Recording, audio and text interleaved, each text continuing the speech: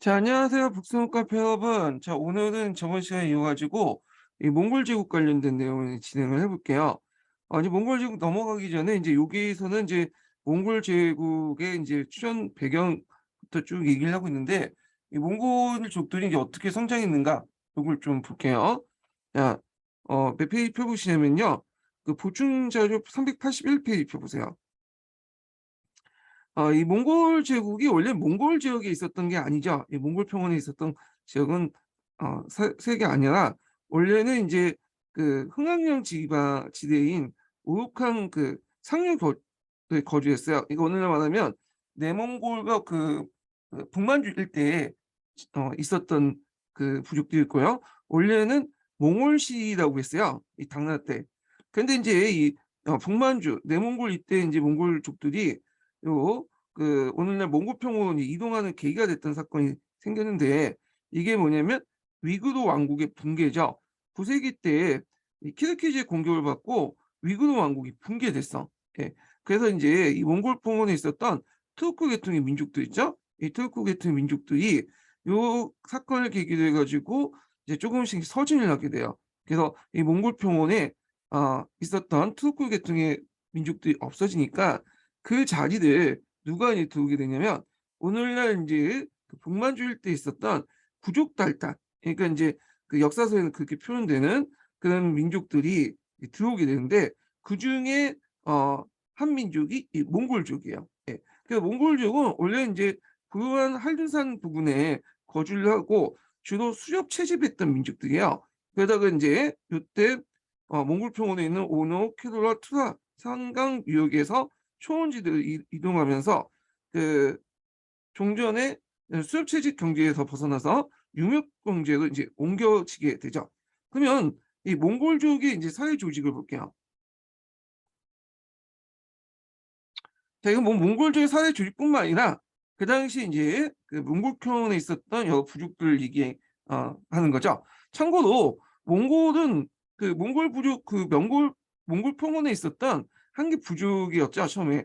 그러다가 나중에 이제 징기스칸이 들어와서 그 옆에 있는 몽골평원에 있었던 타타르부, 뭐 옹고트, 나이만, 메르키드 등등 여러 부족들을 점령하면서 이제 이 몽골이 그 몽골 부족의 어떤 대표 명사가 돼버린 거야. 그래서 이제 나중에 몽골족들은 몽골 평원에 있는 그 뭐냐면 모든 그 여러 잡다한 부족들을 지칭하는 용어가 되죠. 일본 명사도 해가지고.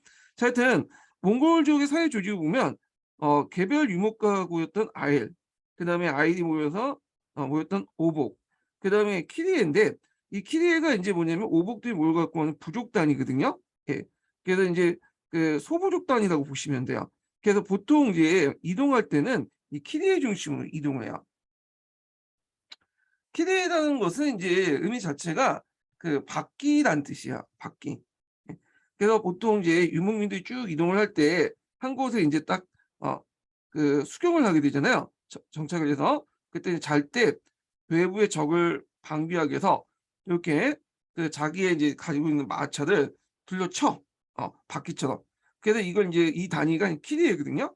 그래서 이제 이렇게 바퀴 형태로 해가지고 뭐냐 수경하기 때문에 이들이 키리에 이렇게 불렸고 보통 이 키리에 단위로 해갖고 이동을 하게 되죠.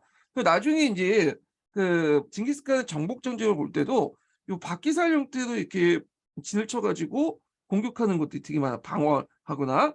자, 하여튼 뭐 이런 게 있고 그다음 키리에들이 몇 개 모여가지고 이제 뭐를 만드냐면 울루스, 이르겐 이런 것들을 만드는데 요게 이제 부족 연합체죠. 예.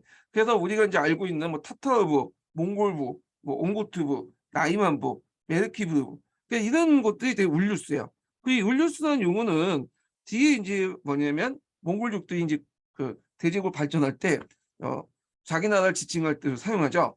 그래서 뭐 그 몽골 제국 원래 징기스칸이 세웠던 이 몽골 제국을 몽케 예, 몽케 기억이 안 나네. 몽케 몽골 울루스, 에케 몽골 울루스, 에케 몽골 울루스라고 하거나 아니면 쿠비라이 만들 때 쿠비라이 울루스, 그다음에 주치가 만들 때 주치 울루스 이렇게 하잖아. 그 우리가 뭐 원이라고 이제 하는 것도 이건 중국식 표현이고 실제 얘네들은 이제 쿠비라이가 그걸 세웠기 때문에 쿠비라이 울루스 이런 식으로 표현하죠. 그래서 후에 이제 나라 이름의 명칭이 되게 돼요. 단위 명칭. 자, 그 당시에 이제 몽골 평원에 있었던 그 민족들은 통합되지 못했어요. 그 이제 통합되지 못했던 이유가 여러 가지 있었는데, 일단 이제 그 당시 금나라의 압력, 금나라의 이의제의 이런 것들도 있었고, 분열 정책도 있었고, 그다음 몽골족 부족 간의 어떤 패권 다툼 이런 것도 있었죠. 그래서 이제 그때 이제 많은 사람이 또 죽고 통합되지 못하고 막 이런 그 과정이었는데, 자, 이런 것들을 이제 극복하고 하나의 이제 제국으로 통합됐던 그 사람이 나타났는데, 테무진이죠. 몽골족 출신의 테무진이 이제 그 나타나게 되죠. 자, 그래서 이제 이 사람이 이제 나중에 징기스칸이라고 이제 불렸던 사람인데요. 예, 그러면 이제 내용을 좀 볼게요.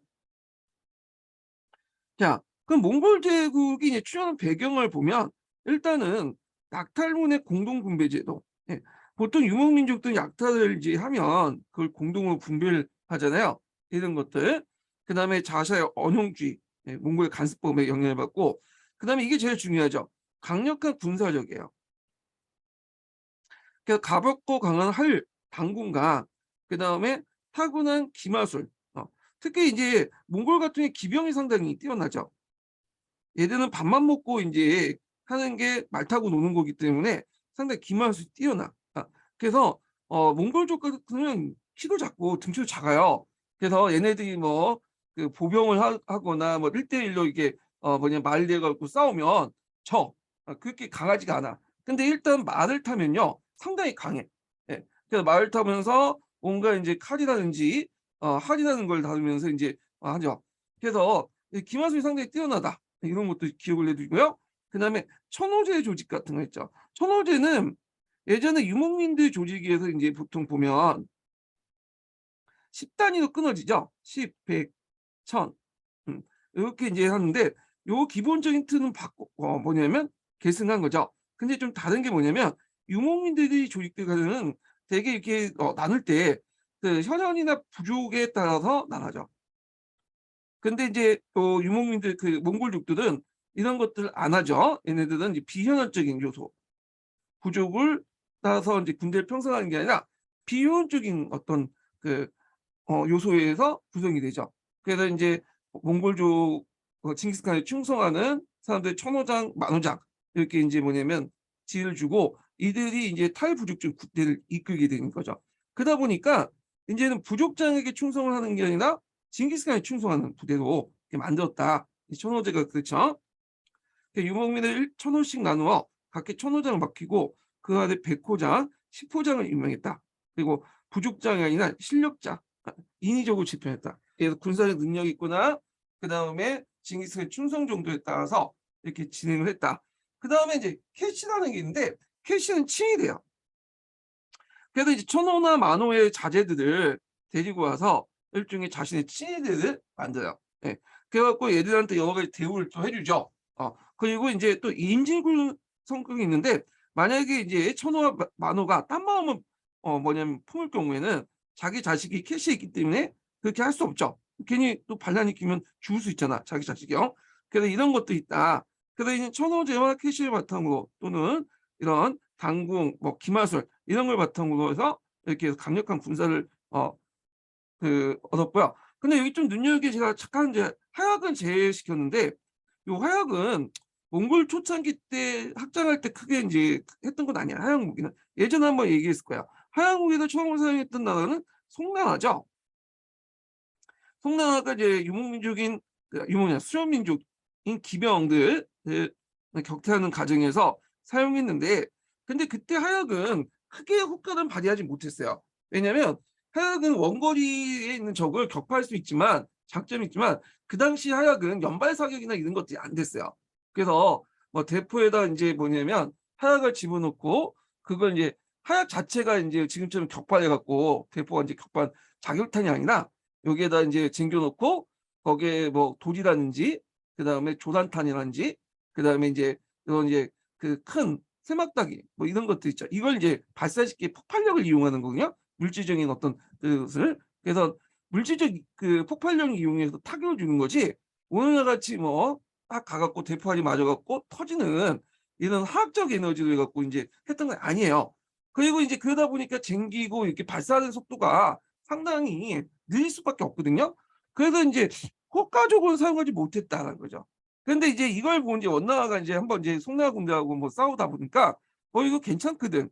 그래서 하향 무기를 적극적으로 이용을 하기 시작하죠. 그래서 이제 예전에 말한 것처럼 그걸 이제 중동이나 이런 식으로 해서 전파하고 10대국 전쟁 때 또 하향 무기가 사용에 들어오잖아요. 자, 이런 것들 좀 기억을 해두시고, 근데 이제 이 하향 무기뿐만 아니라 되게 몽골족들은 다른 나라 점령을 해버리면 다른 나라의 우수한 점을 금방 받아들여요.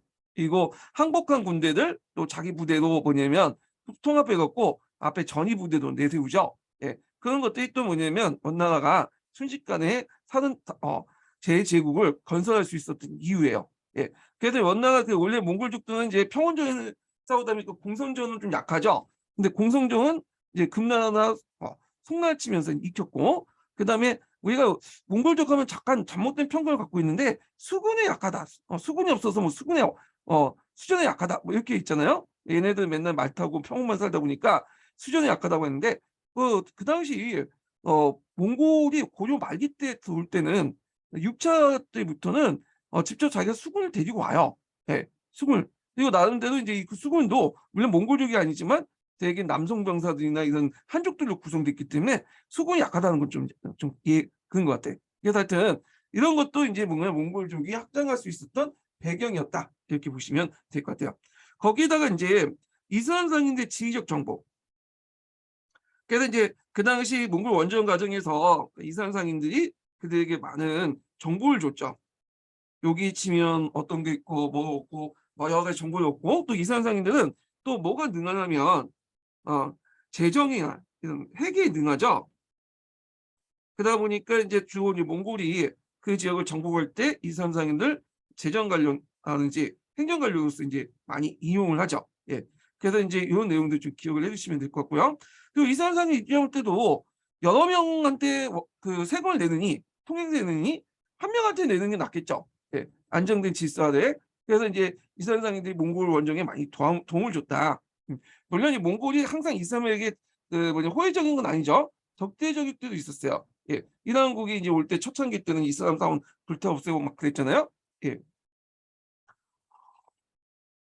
자, 그다음 몽골 제국의 초기 정복 전쟁을 볼게요. 먼저 보면 징기스칸인데, 자 여기 이제 보면 요거부터 이제 설명을 해볼게요. 보통 몽골 제국이 초창기 때는 뭘 하냐면 약탈전해요. 그다가 나중에 시간이 지나면서 정복전으로 이제 바뀌게 되죠. 예. 여기 이제 자 요걸 이제 보면요. 그 보통 이제 약탈전 같은 경우에는 주로 이제 어떤 특징이 갖고 있냐면 무력에 의해서 필요한 물자를 획득하고 상대방을 군사를 굴복시키고 자신의 요구에 순종을 하게 돼요. 순종을 하게 만들죠. 그리고 자기 말을 이제 안 들면 그 도시를 파괴하거나 대규모 살상을 하죠. 그래서 이제 이때 많은 인구가 감소하고 이렇게 했는데, 이 약탈전을 했던 이유가 있어. 잠깐 이거 설명을 할게요. 일단은 직접적인 지위 필요성을 못 느꼈고, 그다음에 이 몽골족들이 초창기 때 농경민에 대한 어떤 편견을 갖고 있었어요. 농경민도 유목민들을 좀 무시했지만 그 당시에 그 유목민들도 농경민들을 좀 약간 뭐냐면 무시를 했어요. 그들은 이제 지역에만 의존해서 토지 얼마여 사는 농민들로 풀을 뜯어먹는 가축이나 다름없다 이렇게 보기 때문에 얘들을 많이 죽이는데도 어떤 인간적인 어떤 갈등이나 이런 것도 없었어. 그러다 보니까 이제 많은 학살도 하고 그렇게 되는데, 자 그래서 있고, 그 다음에 또 이게 약탈전 할 때는 인근 도시의 공포감을 주고 자발적 항복을 유도하기 위해서 대규모 뭐냐면 살생을 하죠. 그래갖고 이제 이렇게 하면서 상대방에게 알아서 머리 숙이게 들어오도록 이렇게 하는 게 약탈전이에요. 그래서 서하나 호라즘을 공격할 때 대규모 약탈이나 사족을 했고요.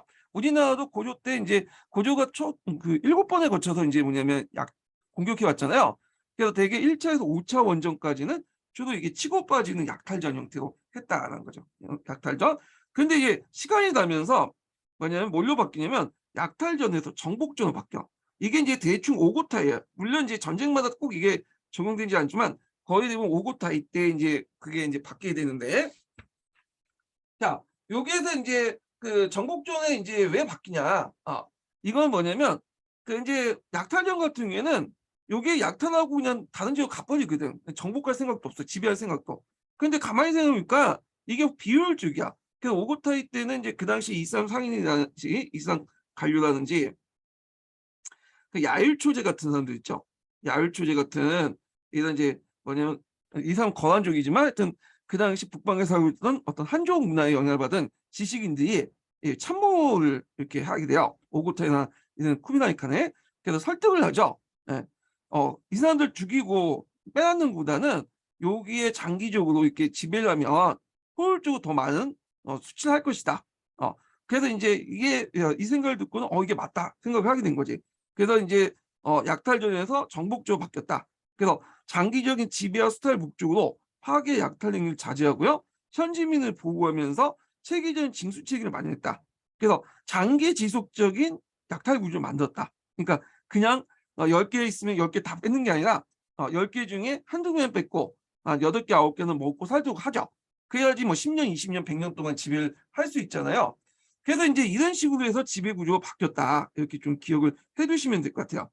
그래서 이 전환 배경을 보면 종래의 약탈과 하친이라는 정주 국가에 대한 유목국가 대응 방식을 적응할 수 없는 정책 상황이 발생했다는 거. 그래서 보면 무정부 상태에서는 장기적으로 징수할 수 없죠. 약탈하고 그 지역을 거기에 있는 국가나 이런 것들 다 멸망시켜 버리면 그 다음에 들어와서 또 약탈을 하니까 이제 사람들이 안 사는 거야. 그리고 자기가 하나하나 개별적으로 들어서 사람들 죽이고 약탈하고 하는 게 상당히 비효율적인 거죠. 그러다 보니까 안 되겠다. 그래서 직접 자기가 거기에 장악해서 정부 역할을 하면서 행정 조직이나 이런 걸 통해서 어느 정도 거기에 현지민들을 먹고 살 수 있도록 하고, 그리고 나서 장기적으로 조세 구조를 만들어서 수치하는 게 장기적인 관점에서 오히려 이득이다 이렇게 판단하게 된 거죠.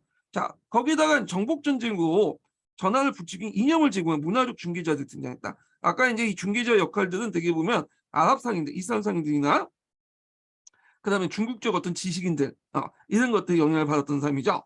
그래서 이제 뭐 야율초제라든지 뭐 마스트백이라든지 압둘 라우만 이런 사람들 등등. 자, 그래서 이제 이런 것들이 이제 중기적 역할을 해갖고 그 오구타를 기점으로 해서 약탈전에서 정복적으로 바뀌었다. 그래서 이런 것들이 우리나라에도 영향을 미치는데요. 우리나라는 좀 약간 나중에 미쳐. 왜냐면 그 몽골 같은 경우에는 고려를 정복했다는 것보다는 정복할 목적보다는 중국을 치기 전에 한번 이제 건져서 후방을 안정시킨다는 그런 목적이기 때문에 약간 이제 뒤에 몽케칸 때 정도 되죠. 그때 이제 정복적 양상이 나타나는 게 이게 6차 때죠. 6차 때는 이제 예전에는 보통 봄에 왔다가 가을에 추수기 때 이렇게 해서 그 가을에 왔다가 추수기 때 식량 약탈한 다음에 그 봄에 가는 그런 형태였는데 이때는 완전 6차 때는 눌러앉죠. 네, 그냥. 예. 자, 그러다가 이제 나중에 이제 쿠비라이 칸은 아예 그냥 뭐냐면 중국적 조공 채권 관계로 바뀌죠. 이제 와해 이제 정복하는 것보다는 그냥 자기 속국을 만들어서 예전에 중국에서 조공 채권하는 것처럼 이렇게 이제 하려고 해요. 그때 이제 우리나라 고려가 항복을 해버린 거야. 그래서 고려가 요때 시기에 항복했기 때문에 그 당시 고려는 독립을 계속 형식적으로 유지할 수 있었고, 그 다음에 원나라의 어떤 조공국으로 이렇게 살아갈 수 있었던 거죠. 예, 때마침 이렇게 딱. 그래서 이렇게 약탈전, 정복전, 그리고 조공 책봉 관계 이런 과정을 걷게 됐다. 그래서 근데 보통 이 징기스칸 때는 아직까지는 약탈전이었고요. 그다음에 정복전은 이제 오고타이 칸 때 들어가서 이제 했고 조공채권 관계는 이제 원나라 아니 중국이 제도를 받은 원나라 때죠. 쿠비라이 칸 이렇게 이제 보시면 돼요. 자, 그래서 이제 이렇게 있고 그 다음에 이제 징기스칸은 여기 이제 그 서하를 먼저 공격하죠. 예, 그래서 서하에 항복을 하고 그 다음에 금을 이제 공격을 해요. 금을 이제 공격해서 금나라가 이제 그 당시 큰 타격을 받죠. 수도도 옮기고. 근데 이제 금나라가 이때 항복한 건 아니에요. 예, 항복 했다. 항복했다가 또 이제 대항하고 그렇게 했죠. 그래서 금나라를 멸망시키려고 했는데 때마침 무슨 사건이 일어났냐 이렇게 하면 호레즘에서 이제 뭐냐면 몽골족의 사신들 죽이는 사건이 일어났잖아요. 그래갖고 이제 징기스칸이 방향을 돌렸어. 주력을 이제 호레즘으로 이제 공격을 하게 되죠. 물론 그 전에 이제 어딜 또 멸망시켰냐면 서요를 멸망시켰어요. 아니, 서요가 아니라 나이만 왕국을 격파했죠. 예. 그래서 서요를 멸망했다는 게 좀 잘못된 거고, 요거는 그 예전에도 한번 얘기했을 거야. 서요는 이제 야율대석이라는 나라 사람이 세웠던 나라인데 요 나라의 망명 조건이죠. 근데 이제 이때 몽골족에서 이제 그 몽골평에서 징기스칸을 쫓겨났던 나이만의 잔존세요. 쿠주루쿠라는 사람이 있어. 이 쿠주루쿠가 서유로 와요. 그래서 서유의 왕의 한심을 사서 서유와 이제 딸하고 이제 공주하고 결혼하고 그걸 이제 어느 식망을 얻은 다음에 쿠데타를 일으키죠. 그리고 나서 서유를 멸망시켜. 그리고 독자인 나이만 왕국을 만들었는데 이 나이만 왕국이 이제 통치를 잘 못했어요. 거기 이스람세력들 막 탄압하고 그랬거든요. 그래서 그걸 알고 있는 몽골 징기스칸이 나이만 왕국을 공격해서 여기를 장악을 하죠. 그리고 나서 이제 호레즘을 공격한 거예요. 호레즘이라는 그 나라는 이란계 유목 그 민족이에요. 이란 계통이 아니라 투르크 계통의 민족이다. 알셨어요? 예, 투르크 계통 민족이야. 그래서 이제 노예 출신인 사람이 이제 성립했다고 하는데 제가 이름은 까먹었는데 하여튼 이제 막 그 당시엔 이란 이라크 지역에서 막 성장했던 신생 왕국이었는데 이게 이제 몽골족이 청오면서 타격을 받죠. 결국에는 호라즘을 정복하고 그 다음에 중동 지역을 이제 장악을 하기 시작하는데 막 장악하다가 이제 누구한테 깨지냐? 그게 이제 맘루크 왕조가 있었어요. 그 당시 맘루크 왕조는 이제 이집트와 그 당시 그 예루살렘 지역을 장악했던 왕조죠. 우리가 이제 그 아유브 왕조 있죠. 예, 살라딘 아유브 왕조 계승한 왕조가 맘루크 왕조인데 요것도 맘루크 자체에서 볼 수 있듯이 노예 왕조죠. 근데 이 노예 왕조한테 깨지게 돼. 예. 이 아인자르트 전투하고 유명하죠. 그래서 이제 그 중동은 이렇게 맘루크 왕조하고 그 다음에 또 이렇게 이란 국어 나중에 훌라벌 세운 이제 이란 국어는 갈려지게 되죠. 막 이렇게 있고 그 다음에 이제 징기스칸의 마지막 원정이 뭐냐면 서한이었어. 서한은 예전에도 몇 번 원정에서 이제 뭐 항복을 받아내고 했는데 계속 뭐냐면 배신을 하는 거야. 그래서 이제 얘네들 안 되겠다 해서 공격을 했는데 여기에서 서한가 멸망을 징기스칸 때 됐는데 징기스칸 서한을 공격하다가 다 보질 못하고요. 공격만 하다가 죽었어요. 서한 원정 중에. 예. 그래서 실제적으로 뭐냐면 그 뭐냐면 서한 원정을 이제 달성했던 사람은 그 다음에 등장했던 태종 오고타이죠. 오고타이. 그때 이제 징기스칸이 유언을 남겼죠. 서한 놈들 믿을 수 없다. 그 서한을 흥경성을 이제 다 뭐냐면 점령하면 그 민족들은 다 뭐냐면 지도에서 없애버려라. 서한 나라 지도에서 없애버려. 그래서 이제 오고타이가 나중에 서한을 점령하고 나서 요걸 뭐냐면 서한을 아예 없앴죠. 거기에 있는 사람들 다 죽여버렸어. 예. 지도상으로 완전히 깔끔하게 없어졌죠. 지워버렸죠. 예. 그래서 오늘날만 제노사이드, 인종학살이 막 펼쳤는데, 그래서 이제 이 서한은 오고타이칸테요. 그래서 요거는 좀 약간 뭐가 잘못되면 한의 중에 보면 이걸 잘못 설명해 놨더라고. 서한 멸망을 마치 그 징기스칸 때처럼 이렇게 설명했는데 징기스칸 아니에요. 징기스칸 공격을 했고 그 끝내 서한 원정을 했던 건 징기스칸 공격하다 도중에 병사에서 죽고 그 다음에 칸이 되었던 우구대 오고타이 때 들어서 서하가 완전히 멸망했다. 이렇게 보시면 될 것 같아요. 자, 그 다음에 이제 여기 오고타이 때는 데칸이라는 칭호를 썼죠. 칸을 이제 통령한다 의미고 그 다음에 정복전 형태가 바뀌었다. 아까 지금 얘기처럼. 그래서 야율초제의 도움으로 약탈전을 탈피했다. 이렇게 보시면 돼요. 여기 원래 정복전이 아니라 징기스칸은 여기 약탈전인데 그래서 이렇게 있고 그 다음에 이제 여기 보면 이제 이게 예전에 오고타이 칸에 관련된 내용이 예전 시험 문제 나왔어요. 예전 객관식 기출 문제. 그래서 이제 교촌을 발행했고요. 그 의뢰인을 정비하고 세계 정비를 했죠. 예. 아까 이제 문화적 중개자 그러니까 이제 그 이산상인들 도움 등등 받았는데 세제를 정비하려면 이제 호구조사를 해야 되겠죠. 되게 호구조사도 해요. 그 다음에 이제 칼라코노모 천도했다. 그래서 칼라크롬의 도성을 건축해서 도시 생활을 정착했다. 이게 상당히 의미가 있죠. 원래 유목민들은 한 곳에 정착을 하지 않잖아요. 근데 도성을 만들어 갖고 했다라는 데 의미가 있고, 그래서 도성을 중심으로 칼라크롬을 중심으로 해서 몽골 전역에 거쳐 도를 건설하고 각 도로에 거쳐 일정한 역참을 설치했다. 예.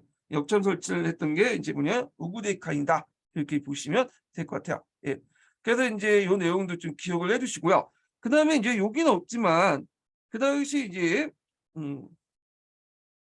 팽창 정책 여기 있네. 여기 뒤에 설명할게요. 자, 그리고 팽창 정책을 볼게요. 자, 이때는 오고다이 때 금나라를 멸망시켰죠, 최종적으로.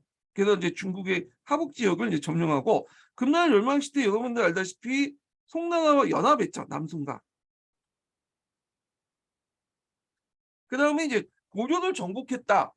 이거는 좀 약간 그래. 고려는 그 뭐냐면 정복한 게 아니죠. 앞에서 얘기했죠. 그 고려를 공격한 거죠, 고려를. 그래서 이제 고려가 이후부터 이제 뭐냐면 오고타이부터 몽키칸까지 1차에서 뭐냐면 7차의 공격을 받아요. 예. 정복보다는 고려 공격. 고려를 정복할 목적보다는 주로 이제 그 당시 금나라나 남송을 점령하기 전에 그 한 번씩 우리나라를 건들잖아요. 후방을 안정화시키기 위해서. 이건 몽골족뿐만 아니라 여진족이라든지 뭐 거란족이라든지 뭐 다 그래. 예. 그래서 이제 우리가 가끔씩 동네북이라는 느낌이 드는데 우리는 볼 생각이 없는데 얘들 입장 볼 때는 괜히 고려를 놔두고 자기 편을 만들지 않으면 뒤에 이제 후방을 칠 거다 그런 생각이 들었나 봐. 예. 고려를 정복했다는 거는 고려를 공격했다. 이런 것들이 정확한 표현이죠. 그 다음에 유럽 원정을 하죠. 이때 이제 그 유럽 원정을 할 때 큰 역할을 했던 사람이 누구냐면 바투라는 사람이에요. 바투. 이 바투는 원래는 조치가 있었죠. 원래 그 징기스칸의 큰아들이 조치예요. 조치. 근데 이 사람이 이제 왕을 칸이 못 되죠. 예. 칸이 왜 못 됐을까 여러 가지 얘기했는데 일단 형제 간의 내분도 있고 거기에다가 이제 뭐냐면 태조 징기스칸의 그 부인 있죠. 그러니까 이제 그 바투 차가타이 뭐 이렇게 적장자 그 부인이 이름을 내가 까먹었는데 그 징기스칸의 부인이 한때 이제 거기 뭐야 타타르인가? 거기에 이제 그 부인이 뺏겨갖고 징기스칸이 그 부인이 타타르한테 납치당해 갖고 다시 돌아오고 나서 낳은 아들이 바투야, 조치야. 그러다 보니까 이제 징기스칸이 아들이 아니다 이렇게 이제 의심을 사고 있었고, 물론 겉으로는 징기스칸도 이 조치는 내 아들이다 이렇게 하지만 잠시 자기가 이제 아들 뺏겼을 때 임신해 갖고 돌아왔으니까 믿을 수가 없겠죠. 그래서 조치가 이렇게 이제 적장자임에도 불구하고 이게 칸이 되지 못했던 이유가 그런 이유인데, 하여튼 그 조치의 큰아들이 뭐였냐면 바투였어요. 그래서 바투가 이제 뭐냐면 원조했는데 바투는 실제 전투는 몰래 없어. 전쟁을 잘 못했어요, 이 사람은. 그래서 바투의 그 부하 장수였던 수구타이가 거의 했는데, 그 당시 이제 러시아를 공격했죠. 러시아의 중심지가 어디였어요? 그 당시에 모스크바가 아니었어요. 키예프였어. 그 예전에 키예프 공국이 있었던 거죠. 그래서 그 당시에는 키예프 공국이 이제 약간 이제 여러 명의 이제 제후들로 구성된 키예프 루시라고 해서 제후들 연합 형태의 국가였는데 이들을 이제 격파했죠. 그래서 이제 키예프를 점령하고 그 다음에 노마 영내에 또 진입해서 신성 노마 제국이겠죠. 신성 노마 제국과 폴란드 연합군을 와시잔트 전투에서 격파를 하죠. 그래서 이런 것들 올 때 이제 막 이제 유럽을 정복할 수 있었는데 갑자기 오고테이 칸이 이제 사망했다니까 동쪽 철수를 내보낸 거야. 네. 그래갖고 이제 왜냐면 이제 권력 다툼이 일어나니까 그걸 대비하기 위해서 이제 철수를 한 건데, 자, 하여튼 그것 때문에 동유럽 지역이 이제 완전히 몽골로 넘어가진 않았죠, 다행히. 그래서 러시아 쪽으로 들어와서 그 주치가 사라이에 뭐냐면 항국을 만들죠. 이게 이제 기차콩 항국이죠. 기차콩 항국. 예. 그 다음에 이제 자기 아버지의 이름을 따서 뭐냐면 주치울루스라고 해요. 주치울루스. 예. 주치울루스. 그래서 주치울루스는 자기 주변만 이제 통치하고 실제적으로는 이제 뭐냐면 키예프 지역만 이제 직접 통치하죠. 키예프 외곽 지역은 누구한테 이제 맡기냐면 모스크바 그 대공국한테 맡겨요. 그래서 모스크바 대공국도 이제 주치울루스에 복속을 하고 있었는데, 이 모스크바 대공국이 그 뭐냐면 이 주치울루스 대신해 갖고 뭐냐면 그 밑에 있는 주변에 있는 여러 러시아 슬라브 계통의 민족들을 이제 통제를 하죠. 국가들을. 그러면서 이제 얘네들이 성장하기 시작한 거야. 그리고 나서 직접 이제 주치 울루스를 공격해서 뭐냐면 몰아내기 시작하죠. 자, 하여튼 이렇게 있고요. 그다음에 이제 요 다음에 즉위했던 사람이 누구냐 하면 그냥 3대 칸이죠. 3대 칸을 즉위했던 사람이 누구냐면 키읔이라는 사람이에요. 정종인데 키읔은 2년인가 3년밖에 즉위를 안 했어요. 금방 죽었어. 예. 키읔은 누구하고 또 다툼이 있었냐면 바투하고 이제 뭐냐면 사이가 별로 안 좋았어. 맨날 키읔하고 바투가 이제 키읔이 바투 보고 너는 종자가 다른 놈이다 하면서 욕을 하고 그랬거든요. 사이가 별로 안 좋았어. 예. 그래서 키읔은 이제 그 오고타이 칸의 아들이죠. 예. 아들인데 하여튼 금방 죽었고 이제 키읔이 이제 왜 죽었냐면 뭐 왜 죽었냐면 보다는 키읔이 이제 사이가 안 좋으니까 자기가 집권하고 나서 바투를 원정하려고 했어요. 근데 원정하는 그 찰나에 그냥 죽어버린 거야. 예. 그리고 이제 등장했던 사람이 이제 몽케, 헌종이죠. 이 몽케는 이제 계보상 어떻게 되냐면 이거 잠깐 보면 예, 여기 있는데 여기 징기스칸의 적잔자가 있어요. 뭐 징기스칸은 이제 아내만 해도 뭐 1,000명이 넘었다니까 그 아들 뭐 아들도 되게 많겠죠. 그중에 이제 적장만 자기 그 왕비들만 그 처해가 나는 적장자는 한 4명이었어요. 적장자는. 그래서 적장자가 딱 있는데 적장자 마지막 막내가 있었어요. 막내가 트로이가 있는데 트로이가 이제 그 아들이 즉위를 하게 돼요. 이게 몽케죠. 몽케.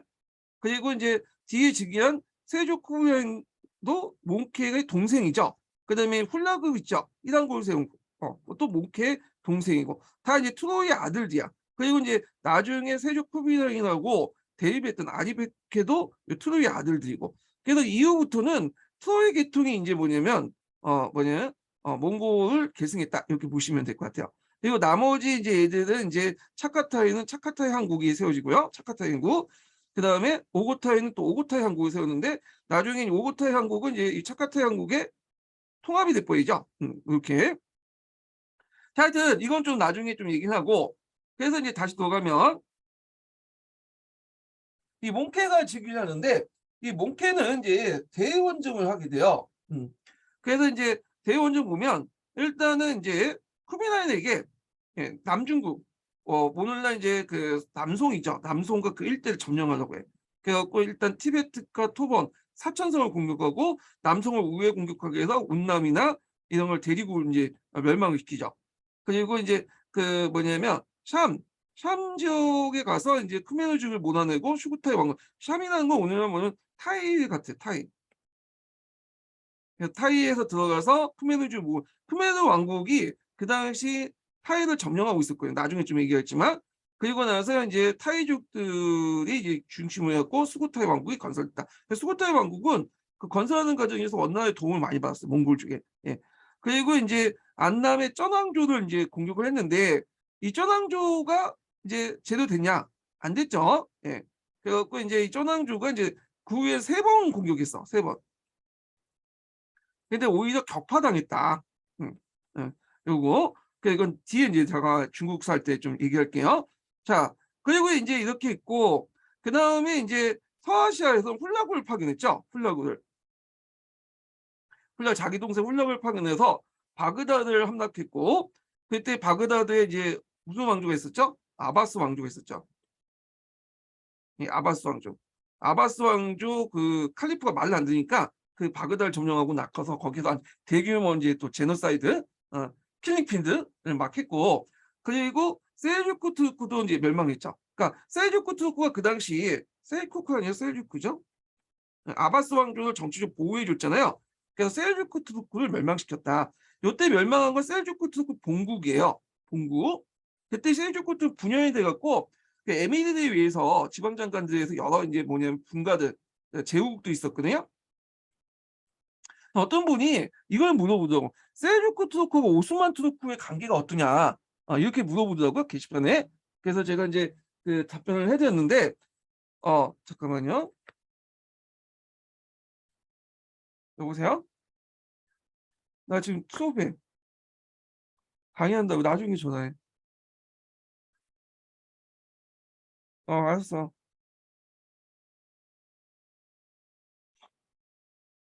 죄송합니다. 예.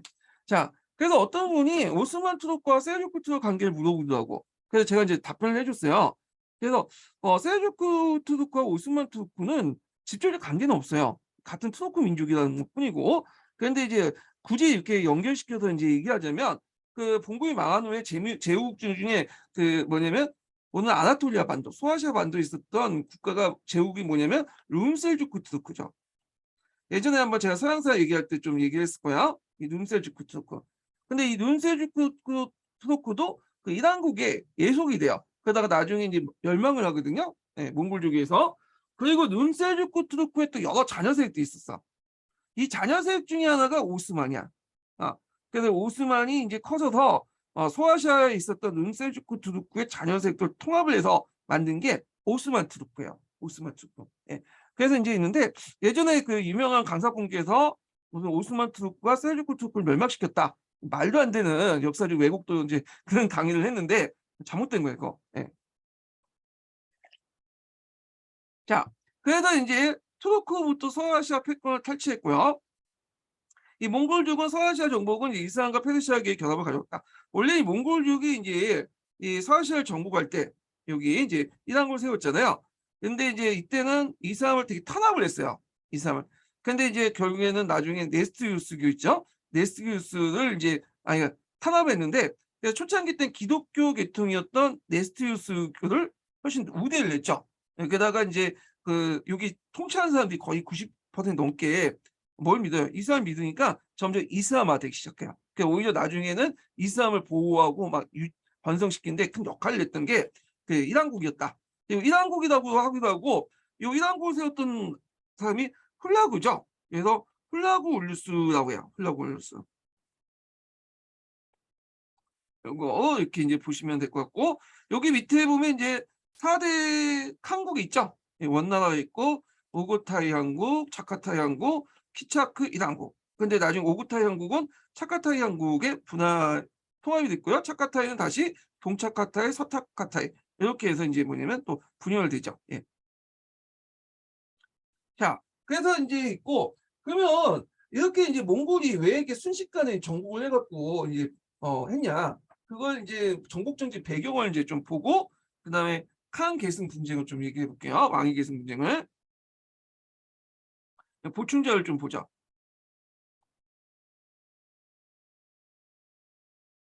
자, 여기에 보면 정복 전쟁 배경 보면 약탈물 분배의 정통이 있어요. 원래 이제 유목민들은 이제 약탈물을 이제 분배를 해주잖아요. 그래서 마찬가지로 몽골족도 이렇게 정복 전쟁을 통해서 왜냐면 약탈물 또는 그 정복지를 분배를 해줬어요. 그래서 새로운 칸이 즉위하면 쿠데타가 열리고 이 쿠데타에서 앞으로 어디를 정복해서 누구한테 나눠줄 것인가 이게 계획이 있어. 그러다 보니까 이제 이런 정복 전쟁은 그 당시 그 징기스칸 일족의 어떤 가족 사업이라고 보시면 돼요. 예. 그래서 이런 과정에서 정복주를 분봉해주고 그리고 제국판도를 극대화시켰다. 그래서 이제 보통 정복지 관리는 어떻게 하냐? 징기스칸 일족들, 황금시족이라고 부르는 그 사람들에게는 유목민의 소유권을 부여했다. 분봉을 하죠. 근데 유목민들은 토지와 영민 중에 어디를 강조하죠? 영민을 강조하죠. 사람을 중요시. 토지는 그렇게 중요하지 않아요. 토지는 농경민족들이 강조되는 거고 영민 분배를 해서 인간을 지배했다. 토지보다는 그 영민을 지배했다. 이렇게 보시면 될 것 같아요. 자, 그 다음에 이제 이렇게 있고 그 다음에 이제 유목지대 농경지도 확대되면서 유목민을 농경지 투하 개념으로 이제 해석해갖고 일족뿐만 아니라 부족 분마와 공신까지 확대됐다. 그러니까 이제 앞에 농경 유목지 외에도 그 농경지도 뭐냐면 일종의 유목민들이 나눠주는 것처럼 이렇게 나눠줬어. 네. 그래서 이제 그때도 저도 토지보다는 영민, 사람을 더 중요시했죠. 그리고 일족뿐만 아니라 이제 뭐냐면 부마나 공신까지도 이제 확대를 하죠. 예, 여기 투어 그 나눠준 대상에서. 자, 그 다음에 이제 이렇게 있고, 그 다음에 공신들은 통치권을 갖고 있는 게 아니라 거기에 유목이 간할권을 갖고 있어요. 그래서 일족과 좀 다르게 그게 간할권을 가지고 있다. 통제권을 갖고 있다. 그 정도 해석하시면 되고요. 그래서 이제 이렇게 있고, 그래서 이렇게 땅을 나눠주고 그리고 땅의 경계를 정하고 하는데 또 그 과정에서 이제 내 땅이 이 땅이 내 땅이다 이 땅이다 하면서 또 왕의 계승 분쟁이니까 연결되고 격화되는 어떤 배경이 되기도 하죠. 예. 자, 하여튼 요 내용도 좀 같이 기억을 해 두시면 될 것 같아요. 예. 자, 그다음에 이제 왕위 계승 분쟁을 볼게요. 왕위 계승 분쟁. 보통 이제 그 몽골 제국이 유목 국가다 보니까 어떤 적장자 어떤 그 세습이라는 어떤 관례가 정착돼 있지 않았죠. 농경 국가 관리. 그러다 보니까 이제 유목 국가의 특징이 뭐예요? 실력만 있으면 칸이 될 수 있다는 어, 그런 것도 있잖아요.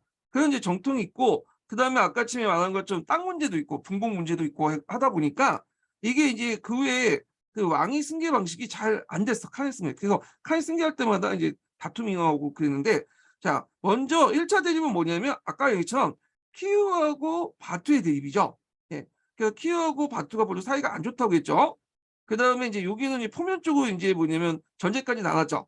키우기 뭐냐면 키우기 이제 금방 가서 죽는 바람에 있고, 2차 대립은 쿠비란이죠. 이 이제 앞에서 언급했던 그 몽케가 사천성을 공격하다가 그 양양성인가? 거기 공격하다 대포에 맞아 죽어요. 예. 전사를 하게 되죠. 갑자기 죽으니까 이때 이제 칸의 지위를 둘러싸고 코비나인하고 아디케부키가 싸우게 되죠. 되게 쿠비라인은 이제 남송을 이제 주로 이제 공격했던 사람이기 때문에 당연히 이제 여기는 주로 그 중국을 기반으로 했던 사람이고, 이 아디부케는 이제 뭐냐면 몽골 평원을 기반으로 했던 거죠. 대부분 이제 아디부케를 지지했고 쿠비라인은 소수파였는데, 이때 이제 원종이 태자 시대 원종이 얘를 선택할 건가 아디부케를 선택할까 쿠비라인을 선택할까 하다가 누구한테 항복하러 갔어요. 쿠비라인한테 항복했죠. 쿠비라인이 상당히 기분이 좋았고 그 약속을 한 게 세조 구제의 원칙 아니에요. 그래서 국가나 사람이나 줄을 잘 서야 돼. 예, 줄을. 예. 자, 하여튼 쿠비라이는 이 아디부케를 이제 격파하고요. 그리고 이제 쿠비라이를 즉위하고 나서 이게 반발하는 움직임이 차카타이 항국을 중심으로 해서 등장하죠. 예. 그래갖고 이제 그 당시 그게 이제 3차 대립이죠. 예. 이 사람이 누구냐면 하이두야, 하이두. 하이두. 그래갖고 이제 이 하이두를 중심으로 해갖고 이제 뭐냐면 반 쿠비라인 진영이 형성이 되게 돼요. 예. 그래서 이제 결국에는 이제 뭐냐면 잠깐만요. 그 당시 하이두 또는 그 이렇게 하이두의 난이 일어나는데, 하이두가 이제 있는데 요 하이두 난에 이제 뭐냐면 여러 가지 이제 뭐냐면 싸움이 일어나는데, 이 난이 쿠비라이 죽고도 계속돼. 예. 결국에 뒤에 성종 때에 가서 이제 뭐냐면 합의를 보죠. 그래서 이제 타협하고 이제 끝내버려. 그래서 서로의 영역을 인정해주는 식으로 이제 타협하고 이제 끝내버리죠.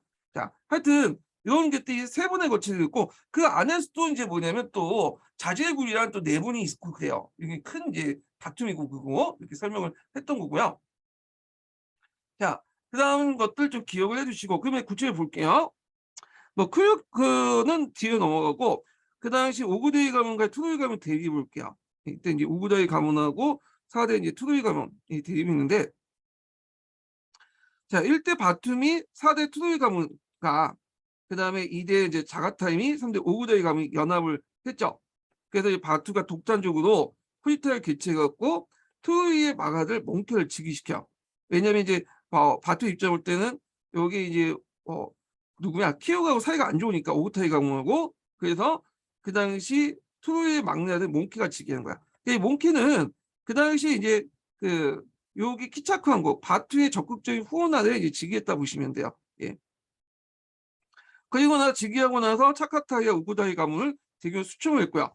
그 다음에 이제 또 4대 이제 투일 가문이 쿠비나이와 아리푸케가 이제 대립을 하게 되죠. 그래서 중국의 압도적인 물자를 장악하고 있는 쿠비나이가 승리를 했고요. 그리고 쿠비나이가 개평국에서 칸의 지위를 올렸다는 거. 그 결과 쿠비나이 집권을 반대했던 4개의 항국이 각기 이제 독립을 선언했고, 우구데이 가문의 카이두 칸이 자가타이 가문과 결합해서 쿠비나이 칸이 몽골 제국의 종주권을 동정했다. 이 카이두 칸은 이제 뭐냐면 하이두를 말해요. 하이두. 하이두. 예, 하이두를 얘기해. 제가 이제 좀 말을 잘못했는데, 여기 이제 차카타이가 하이두가 아니라 이게 표가 잘못됐네. 예, 오고타이가 아니야. 오고다이가 아니야. 오고다이. 예, 그거 좀 고쳐 주시고요. 자, 그래서 오고다이 가문의 이제 하이두가 칸이 차카타이 결탁에서 이제 그 쿠비라이 칸과 몽골족의 종주권을 도전을 했다. 그리고 이제 이렇게 하는데 이 싸움이 뭐냐면 쿠비라이 죽은 후에도 계속돼. 결국에 선종 때 타를 보죠. 그냥 독자적인 세력을 인정받고 그래서 결국에 몽골 제국이 울루스산 연합으로 바뀌게 되었다. 이렇게 보시면 될 것 같아요. 자, 그런 것들 좀 기억을 해두시고, 자, 그 다음에 이제 여기에서 이제 우구데이 칸후는 앞에서 얘기한 것처럼 그 하이두의 난으로 세력이 소진하게 돼. 그래서 결국에는 차카타이 한국의 병합이 됐고, 그리고 차카타이 한국도 동차카타이, 서차카타이 나눠진다고 했죠.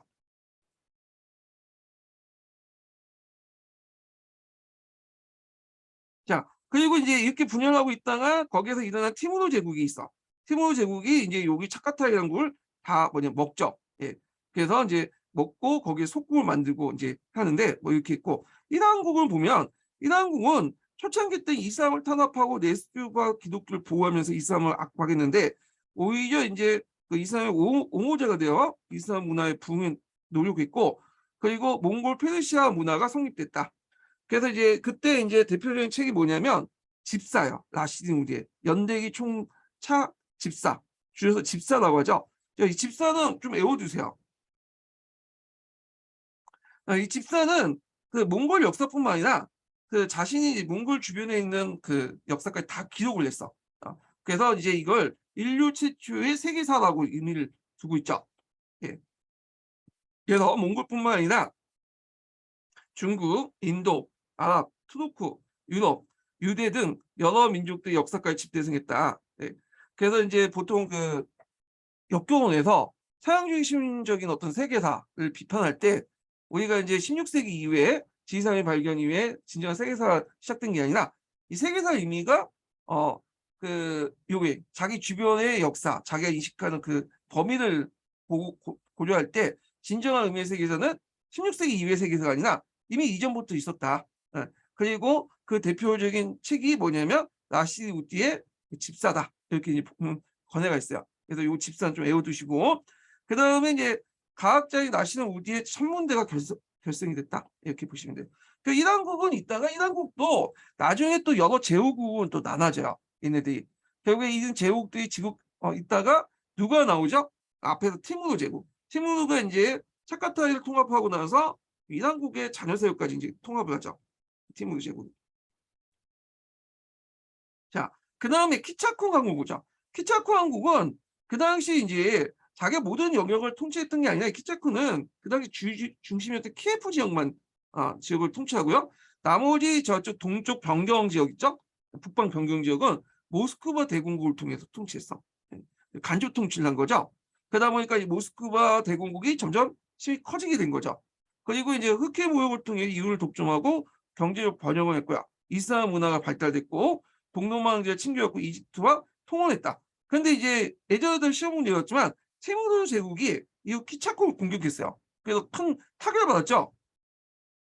게다가 이제 16세기 때 모스크바 대공이었던 이반 3세가 멸망을 했고 그 자녀 세력들이 이제 뭐냐면 우크라이나 지역에 이제 살고 있었는데 얘네들이 우크라이나 오늘날 그 동부 지역에 살고 있다가 뭘 만드냐면 크림 왕국을 만들어요. 크림 타타르라고 하거든요.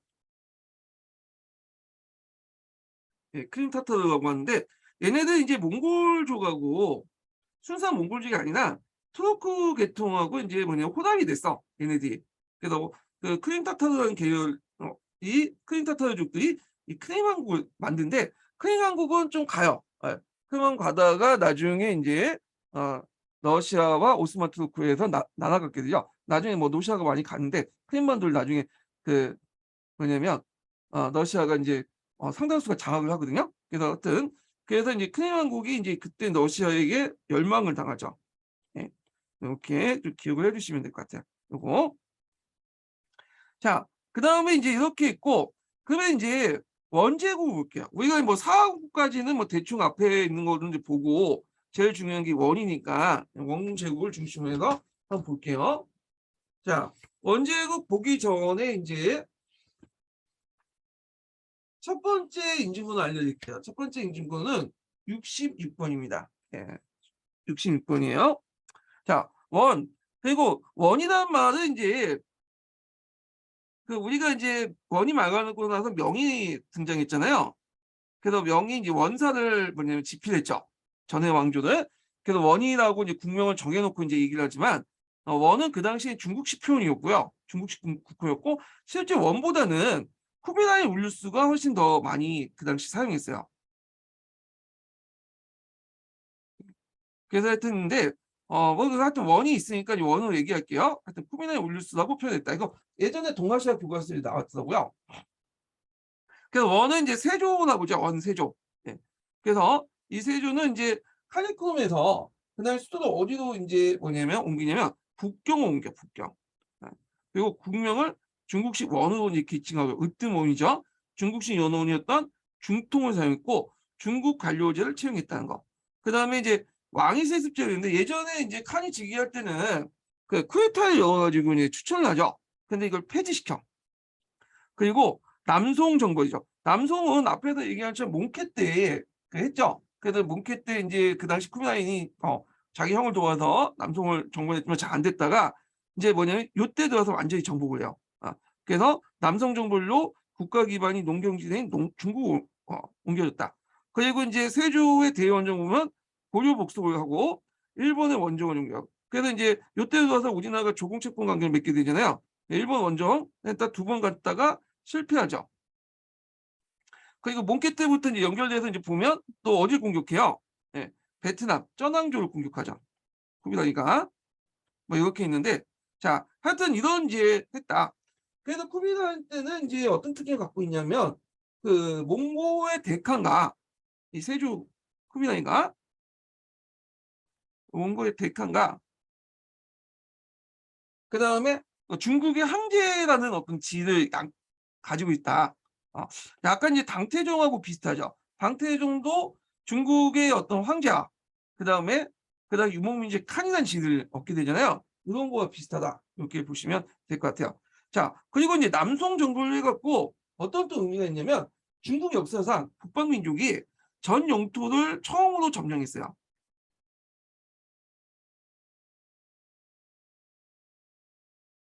그 예전에 요나 금이나 이런 애들은 연운 16주나 그 다음에 하북 지역만 점령했잖아요.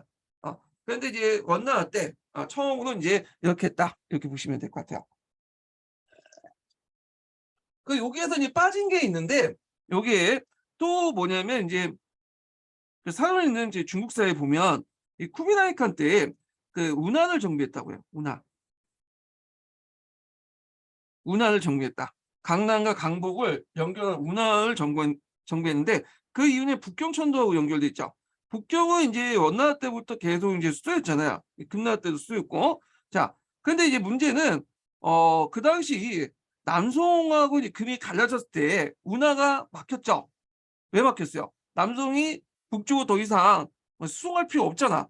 그러다 보니까 운하가 거의 100년 넘게 뭐냐면 사용되지 않았어요. 그러다 보니까 이제 운하가 이제 뭐냐면 제대로 사용되지 못하겠죠. 뭐 강바닥에 운하 바닥에는 이제 모래나 쌓이고 그 수심도 낮고 그러다 보니까 이걸 다시 중설하고 하는 장비가 정비 사업이 필요하잖아요. 그래서 이제 이 당시 북경과 강남을 연결하기 위해서 운하 정비를 했다. 이렇게 좀 기억을 해두시면 될 것 같고요. 자, 그다음에 이제 원나라의 이제 민족차별 정책을 볼게요. 자, 원나라의 민족차별 정책은 이제 특징이 뭐냐 하면 그 뭐냐면 몽골 지상주의죠. 몽골 지상주의. 그다음에 여기 쫙 보시면 항복한 순서에 따라서 뭐냐면 정해요. 네, 항복한 순서. 자기가 빨리빨리 항복한 순서에 따라서 그래서 이제 이렇게 있고 그다음에 이제 통치할 때는 자기가 속한 민족이 예전부터 되었던 법에 의해서 이제 본속법에 의해서 통치를 하는데 자 1, 2등급은 보면 이제 몽골족이 있죠. 예, 국족이라고 하죠. 그래서 이 몽골족은 전체 인구의 1.5%밖에 안 돼요. 예, 1.5%. 그래서 이제 있고 그다음에 이제 얘네들 군사적 업무를 담당하죠. 정치나 군사 요직을 독점하고요. 그다음에 서역인 있어. 서역인은 생목인이라고 그러죠. 여러분들 알다시피 눈에 색깔이 들어갔다. 그래서 주로 이산상이나 저도 그런 계열인데 주로 재정과 경제를 담당하는데 이들도 1.5%밖에 안 돼. 그러니까 1, 2등급 합쳐봤자 3%밖에 안 돼. 3%.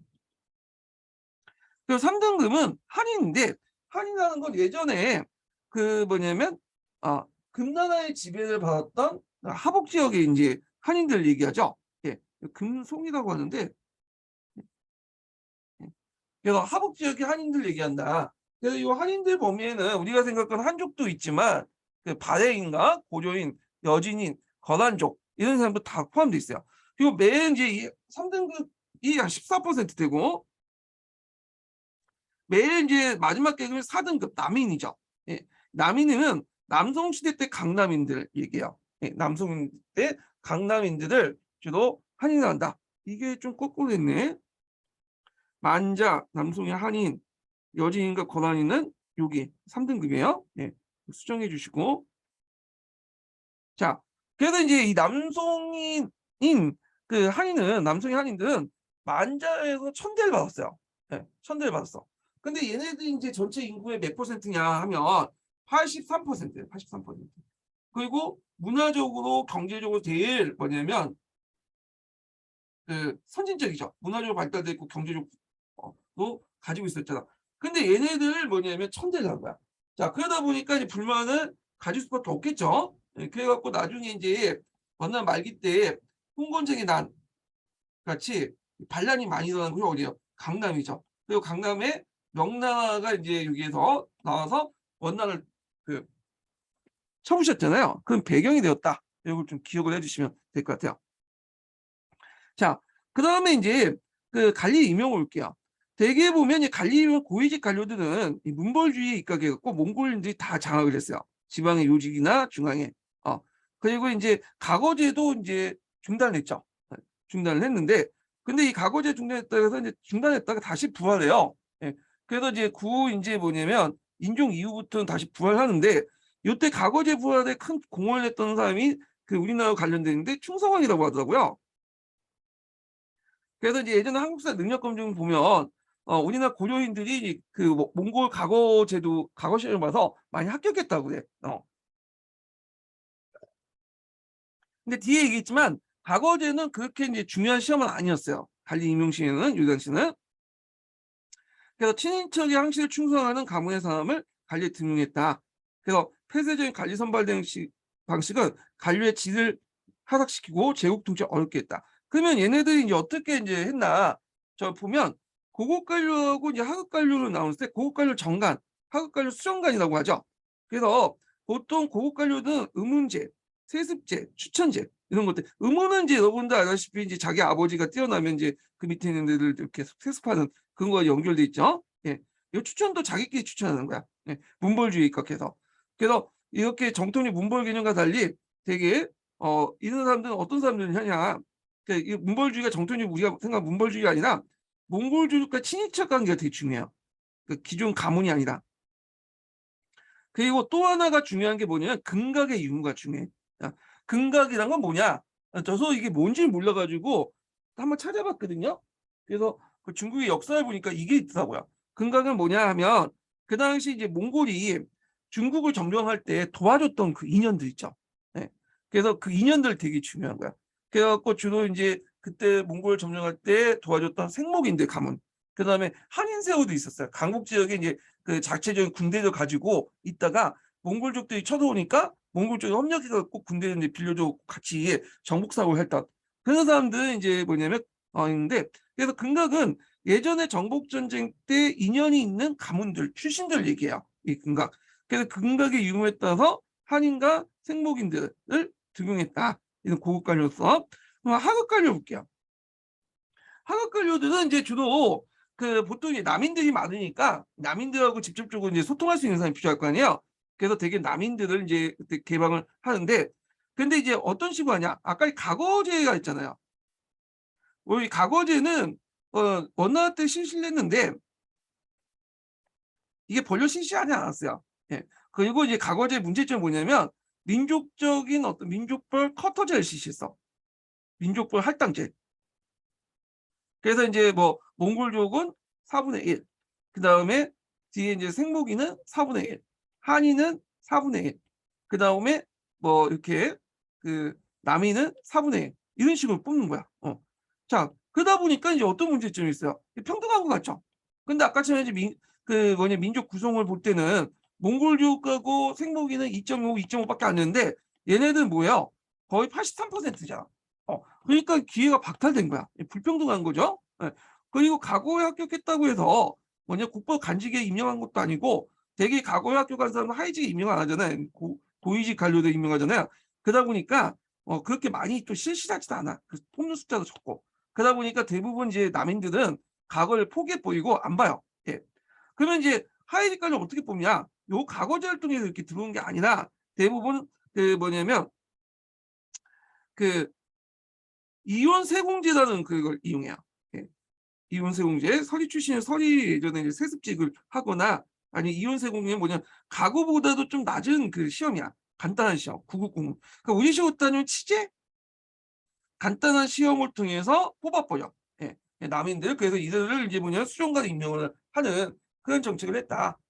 그래서 이제 이들을 이제 낮은 간직을 해갖고 그 밑에 일선 한인들하고 이렇게 좀 갈라치기 하는 그런 것들을 좀 했다. 이렇게 보시면 될 것 같아요. 그래서 이런 내용들 좀 기억을 해두시고요. 그래서 이제 있고 그래서 이제 정리해 보면 우리가 이제 그 고급 관료들은 인구 구성해 볼 때 몽골족들이 되게 많아요. 몽골족이 있고 그다음에 일부 이제 뭐가 있냐면 그 근각에 따라서 한인 세우들 그다음에 생목인들 그다음에 일부 남인도 있어요. 예. 그렇지만 이 일부 남인들은 아주 극소수죠. 아까 이제 좀 각을 통해서 들어왔는데 아주 극소수 남인들이고 그래서 얘네들로 이제 채워지고 하급 관료들은 대부분은 남인들이야. 네. 아까 말한 것처럼 이혼세공제하고 간단한 취재 정도 시험 보고 그냥 수용과 임명을 하는 거야. 예.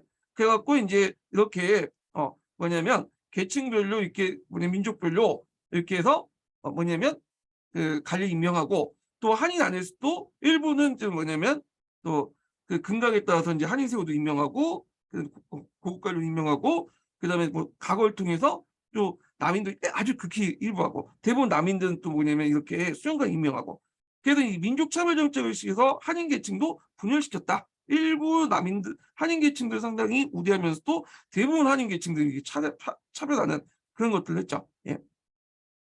자, 그런 내용도 있고 그다음에 이제 과거제 부활 배경을 보는데 요거는 좀 약간 잘못된 것 같아요. 교과서에 있는 내용인데 요거는 잘못했어요. 이걸 제가 이제 느낀 게 이게 그 중국의 역사 보면 과거제에서 합격한 사람들이 요 하급 가려고 하는 게 아니라 고급 가려고 가요. 예. 표까지 나왔더라고요. 예. 그래서 요거는 좀 잘못된 내용이고 대개 이제 하급 관료들은 이혼 세공제 같은 취재 같은 시험을 제도를 통해서 하는데 아마 이건 이혼 세공제 같은 걸 내용을 할 것 같아요. 하여튼 요거는 좀 잘못된 거예요. 그래서 있고요. 자, 그래서 이제 이런 식으로 해서 한번 했고 요 자세한 내용을 좀 이해하려면 동계보다는 중국의 역사라는 책이 있어요. 네, 중국 역사. 거기에 보면 이제 자세히 돼 있거든요. 중국 역사 원산가? 네, 거기에 있으니까 한번 찾아서 보시고요. 자, 그다음에 이제 여기 보면 이제 그 몽골 서양인 한인도 있고 남인들은 기본적인 제도 모든 걸 남성을 답습하고 행정구역 참치제도 역참이죠. 통화제도는 여러분들 교초 같은 거 있죠. 예. 이건 하북이 한인과 비슷하게 적용했다. 한인 세력에 유임했던 하북 지역에 대한 민정권, 군정권에 대해서 거주 이민들을 직접 지배했다. 이렇게 있고요. 그래서 앞에 그 원대 민족부활 정책돼 있죠. 그 다음에 원의 통치 구조를 볼게요. 원의 통치 구조를 보시면 아까 이제 그 중국적인 어떤 제도하고 뭔가 이제 좀 약간 많이 영향을 받았다는 걸 볼 수 있죠. 예. 자, 중앙행정기구로서는 중소성을 뒀죠. 행정을 담당하는. 그 다음에 추민을 뒀죠. 어사대를 뒀고. 다 중국식이죠. 그 다음에 지방행정조직으로서는 행중서성, 그 다음 로부주현이야. 로부주현은 이제 중국식 제도인데 요 행중서성은 요거는 몽골에서 만든 특유한 제도죠. 이게 왜 행중서성이냐면 중서성의 출장소라는 의미야. 파견됐다. 중서성이 뭐냐면 파견된 관리들이 통치했던 곳. 그러니까 그걸 행중서성이라고 하죠. 그래서 이제 중소성의 출장소 정도의 의미인데 이게 줄여서 행성이 되죠. 그리고 이게 더 줄여갖고 성이 되죠. 성. 이 성은 후에 이제 명청시대 때 뭐냐면 지방 최고 행정단이죠. 예, 성. 지금도 뭐뭐 성하잖아요. 뭐 절강성, 복건성, 뭐 강동성, 강소성. 이런과 연결인데, 자, 하여튼 보면 중소성은 지방 최고 행정단위로서 관내 전역에 대한 독자적인 행정권을 보유하며 중앙의 중소성에 소속되지 아니하고 항제의 직속되는 형태, 장은 이제 승산이라고 하고, 그래서 중소성의 팔출소, 출장소 같은 역할을 한다는 의미에서 행중소성이었지만 실질적으로 중소에 속하지 않고 항제에 직속돼 있다 이렇게 보시면 돼요. 그다음 명청시대에 이어져서 성이라는 행정구역의 연원이 되었다. 그다음에 그 밑에 이제 노부주현인데 요 노부주현의 명칭을 볼 수 있듯이 이거는 이제 중국식 지방행정구역이죠. 행정 그 장관은 그 몽골과 한인을 함께 두었으며 정권은 몽골, 보통 이제 몽골 다룰가치, 한인은 총관이라고 하는데 이렇게 있고, 그래서 이제 다룰가치한테 줬다. 다룰가치의 말은 이제 우리도 많이 들어보죠. 우리가 이제 몽골하고 이제 그 통치를 받았을 때 다룰가치를 파견했잖아요. 그다음 부주현의 장도 다룰가치다 이렇게 있고요. 예. 그래서 지방 최고 행정단위 지방 관련된 내용을 이제 좀 설명을 했고요. 그때 이제 또 추가해서 설명하면 남송 멸망 이후에 이제 행성을 몇 개 뒀냐면 11개를 뒀어요. 그리고 이제 또 수도 군방에서는 중서성이 직접 가난하는 주가 있어요. 이걸 복리라고 해요. 예. 복리. 예. 복리와 이제 11개 성을 뒀다. 예. 그런 것도 있고요. 자, 하여튼 뭐 중요한 건 아니지만, 자, 그다음에서 이제 이렇게 한번 봤고, 그 다음에 여기 또 안 나면 군사제도 근사제도 할 때 좀 설명하고요. 역참제에 관련된 내용 볼게요. 역참제. 역참제 내용 되게 중요하죠. 요거 두 번이 나왔어. 두 번. 그래서 이제 보면 아시아와 유럽에 거쳐 대제국을 건설한 뒤 몽골은 원활한 통치하기 위해서 제국 전체에 역참을 설치했고요. 역창망의 형성으로 몽골 대칸의 허가를 받은 사람이 누구나 말과 마차, 식량, 숙소를 받으며 자유롭게 통행할 수 있었다는 거. 자, 이를 통해서 사전이나 관리들이 공무 인원의 여행과 물자 운송을 체계적으로 이루어질 수 있고 신속한 공문서 전달도 가능해져 제국 전역에 거쳐 지배를 강화할 수 있었다. 강남의 공문을 대도로 운반하기 위해서 대운하도 수의되어 항주에서 대도시까지 수가 연결됐다. 이걸 이제 예전에 얘기했죠. 앞에 쿠빌라이 칸이 그 역할을 했다고요. 그래서 송나라하고 남송하고 금나라 대치하는 과정에서 한 거의 100년 동안 그 운하가 개통이 안 되다 보니까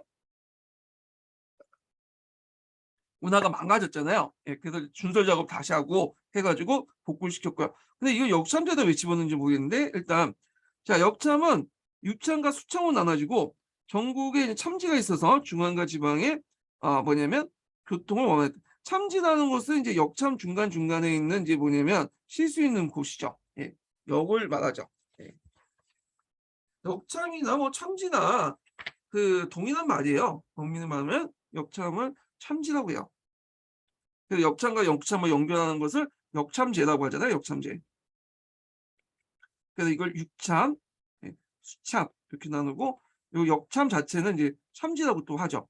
참지. 동일한 말이야. 동일한 말. 그래서 예전에 역참 맞다, 뭐 참지 맞다 이건데 동일한 말이야.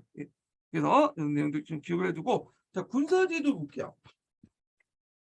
자 군사제도 보면 일단은 그 항제 수도 군방 대도죠. 대도. 복리지역.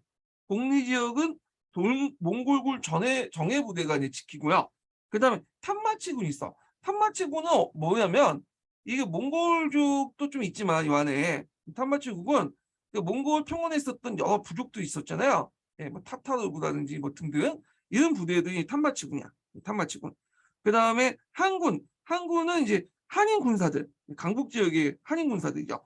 얘네들은 강남 지방의 치안을 담당하고 신부군은 뭐냐면 이제 남송인들. 그러니까 예전에 남송 부대들 있죠. 남송 부대들이 중간지대. 그러니까 이제 중간지대면 대충 요 정도 되겠네요. 여기가 강북이고 여기 강남이면 요 지역. 요 지역. 주로 이제 어느 지역이요? 대충 보면 대충 어떻게 볼까요? 항하 이남부터 해서 그 해수 이북 지역, 예, 그 하중 지역이라고 보통 하는 지역이죠. 자, 이렇게 있고 그 다음에 이제 정복민들은 항병이라고 해서 정복 당한 민족들 그 지역의 항복은 그 지방에서 이제 일종 예비군 같은 건데 요게 이제 주요 군대라고 보시면 돼요. 예. 눈여볼 게 뭐냐면 한마침과 항구는 강남을 지키게 하고 요게 그 다음에 이제 신부군은 요게 하중 지역을 지키게 하고죠. 예. 그 왜 이렇게 할까요? 왜냐하면 신부군들을 자기 근거지에 두면 또 반란을 일으킬 수 있잖아. 얘네들은 믿을 수 없는 부대들이잖아. 그러다 보니까 나중에 이제 제2차 원정 나올 때, 그 일본 원정 나올 때도 이 신부군들을 이용해갖고 뭐냐면 동원시키죠. 대규모 죽었죠 그때. 거의 40만 동원해갖고 살아오는 사람이 거의 없었다고 할 정도. 왜냐하면 코미나이칸 입장일 때는 이 신부군들을 믿을 수가 없는 거야 얘네들은. 항복한 군대니까. 어차피 이래나 저래나 이제 소모품을 쓸 테니까 이제 보냈던 거죠. 자, 하여튼 이런 내용들이 있고요. 그 다음에 이제 원대 경제정책 관련된 내용인데 이 원대 경제정책 관련돼 갖고 예전에 한번 조세제도 세제 변화 관련된 내용이 나왔고 또 하나는 이제 뭐가 나왔냐면 그 교초와 관련된 내용이 나왔죠. 교초. 예. 요거는 좀 쉬었다가 진행을 하겠습니다. 예.